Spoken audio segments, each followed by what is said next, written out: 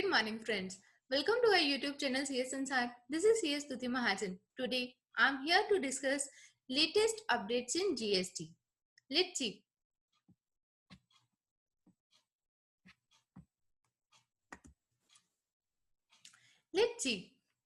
Latest GST updates for the taxpayers.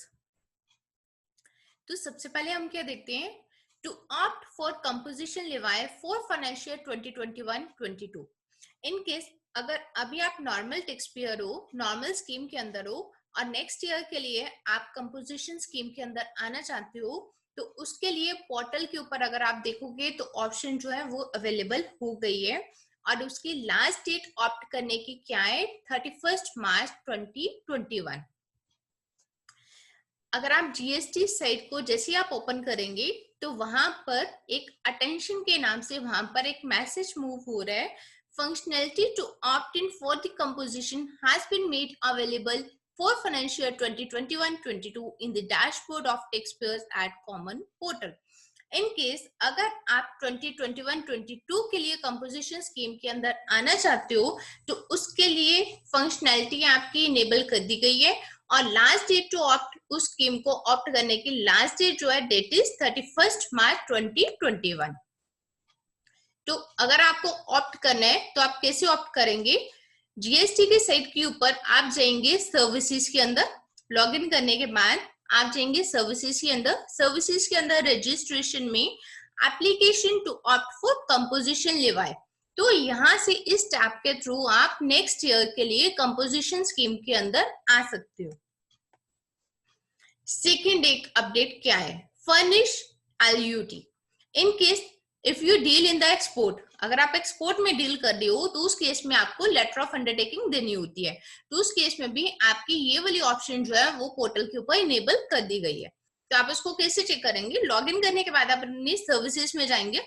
Services के अंदर आप चेक करेंगे, वहां पर आएगा फर्निश लेटर ऑफ अंडरटेकिंग. तो जैसे आप उसको क्लिक करोगे तो वहां पर आपके पास ये इस तरह की स्क्रीन जो है ओपन हो जाएगी. तो यहाँ पर आप अपनी आईयूटी जो है उसको अपलोड कर सकते हो. नेक्स्ट एक चेंज क्या है? Handling fees. ये क्या है? एक नोटिफिकेशन आई है डेट इज 17/2021 कस्टम्स के अंदर, जिसके थ्रू उन्होंने क्या किया? Handling of mismatch between shipping bill and GST returns in the customs automated system. In case अगर इन दोनों के अंदर कोई मिसमैच आपका आ गया तो उसका 1000 फीस वहां पर उन्होंने लिवाई कर दिया and that is applicable with effect from 17 फरवरी 2021. तो 17 फरवरी 2021 से ही ये नोटिफिकेशन आई है और 17 फरवरी 2021 से ही ये एप्लीकेबल हो गया. नेक्स्ट ये हम देखते हैं payment of tax under QRMP scheme. इसके लिए मेरे पास बहुत सारी क्वेरीज आ रही हैं कि मैम क्यूआरएमपी स्कीम के अंदर, क्योंकि आप सबने ऑप्ट कर लिया हुआ है, तो अगर हमने क्यूआरएमपी स्कीम के अंदर ऑप्ट किया है तो उसका टैक्स की पेमेंट कैसे करनी है और इनकेस अगर नहीं किया तो कैसे करनी है. तो इस केस में अगर आपने क्यूआरएमपी स्कीम के अंदर ऑप्ट किया है तो उस केस में आप कैसे करेंगे?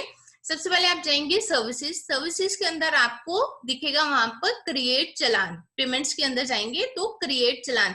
जैसे ही आप क्रिएट चलान को क्लिक करेंगे तो आपके पास ये स्क्रीन ओपन हो जाएगी. इनकेस अगर तो आप क्यूआरएमपी स्कीम के अंदर हो तो आप रीजन फॉर चलान क्या देंगे? Monthly payment for the quarterly return. तो वहां पर चलान टाइप आपकी आ जाएगी 35% चलान, जो कि हमने पहले भी डिस्कस किया था. QRMP scheme means quarterly return monthly payment. तो मंथली पेमेंट में हम क्या करते हैं? एक क्वार्टर के फर्स्ट 2 मंथ्स में हम क्या करते हैं? असेस करते हैं 35% जो हमारी फीस बनती है, जो चलान का अमाउंट है, जो भी हमारा असेसेबल अमाउंट है, हम उसका 35% फर्स्ट मंथ में करेंगे, क्वार्टर के फर्स्ट मंथ में 35% क्वार्टर के सेकेंड मंथ में, और बैलेंस फुल असेस करने के बाद जो भी होगा वो हम थर्ड मंथ में, जो क्वार्टर का थर्ड मंथ है, उसमें एक्चुअल पेमेंट हम कर देंगे.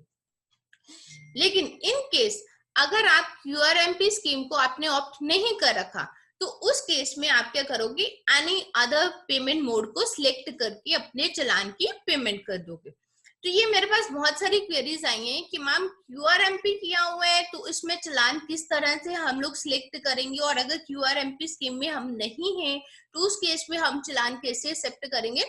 तो चलान बनाते हुए अगर QRMP के अंदर आप आ रही हो तो monthly payment for quarterly return को सिलेक्ट करो। इनकेस अगर आप QRMP के अंदर नहीं आ रही हो तो एनी अदर पेमेंट को आप सिलेक्ट करेंगे। Next, due dates. तो GST या 3B की ड्यू डेट्स जो पहले थी वो क्या थी? Stagger due dates 2024, 2022, 24 stagger dates थी पहले अपने पास। लेकिन जब से QRMP स्कीम आ गई है तो उस केस में आपको सिंपल वे में क्या लर्न करना है। अगर तो आपने QRMP स्कीम को ऑप्ट नहीं किया हुआ, डेट मीन्स आप मंथली फाइलिंग अपनी GST या 3B की मंथली फाइलिंग कर रही हो, तो उस केस में आपके लिए सिंगल डेट है, that is 20th of the following month. जिस भी मंथ की आपको रिटर्न फाइल करनी है तो 20th of the following month आपकी एक सिंगल डेट है। लेकिन इनकेस अगर आपने QRMP स्कीम को ऑप्ट किया हुआ है, आप QRMP स्कीम के अंदर आ रहे हो, तो उस केस में 20th of the following quarter जो है वो आपकी डेट्स किस में चेंज हो गई? 22nd and 24th। मींस अगर आपने QRMP स्कीम को ऑप्ट नहीं किया हुआ तो मंथली रिटर्न्स फाइल कर रही हो तो 20th of the following month. अगर आपने QRMP स्कीम को ऑप्ट किया हुआ है तो उस केस में उन्होंने दो कैटेगरीज में डिवाइड कर दिया आपके रिटर्न्स की डेट को। वो क्या है? 22nd of the following quarter and 24th of the month of the following the quarter. तो उस केस में क्या है? 22nd के लिए कौन सी स्टेट्स है? States of Chhattisgarh, Madhya Pradesh, Gujarat, Maharashtra, Karnataka, Goa, Kerala, Tamil Nadu, Telangana and Andhra Pradesh. The Union Territories of Daman and Diu, Dadra and Nagar Haveli, Puducherry, Andaman and Nicobar Islands and Lakshadweep। अगर आप इन स्टेट्स में फॉल कर रही हो तो आपके लिए QRMP के अंदर डेट क्या है?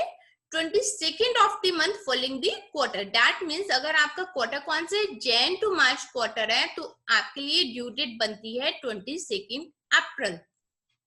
अब हम बात करते हैं states of Himachal Pradesh, Punjab, Uttarakhand, Haryana, Rajasthan, UP, Bihar, Sikkim, Arunachal Pradesh, Nagaland, Manipur, Mizoram, Tripura, Meghalaya, Assam, West Bengal, Jharkhand, Orissa and the union territories of JNK, Ladakh, Chandigarh and Delhi. तो मेनली इसके अंदर कौन सा कवर किया उन्होंने? नॉर्थ रीजन को। तो इनकेस अगर हम इन स्टेट्स के अंदर फॉल कर दिए हैं तो इस केस के अंदर QRMP स्कीम में हमारा जो क्वार्टर एंड होगा जैन टू मार्च, तो उस केस में हमारी ड्यू डेट फाइल करने की 3B को फाइल करने की कौन से रहेगी? 24th अप्रैल। तो ये जो पहले स्टैगर डेट्स थी वो उन्होंने स्टैगर डेट्स वाला जो फंडा है वो खत्म कर दिया। तब आपको सिंपल सी मंथली है तो 20th, और अगर आपकी क्वार्टरली है तो उस केस में आपकी 22nd और 24th जिस भी स्टेट में आप अप्लाई कर रहे हो आप इसको चार्ट को चेक कर लो और अपने अकॉर्डिंगली वहां पे नोट कर लो। 22nd है ये आपके लिए 24th बन रही है, तो ये आपको ध्यान में रखना है। So this is all for today. Thank you for watching this video. Please subscribe to our YouTube channel CS Sansar. Till then, keep following CS Tuti Mahajan, CS Sansar. Thank you.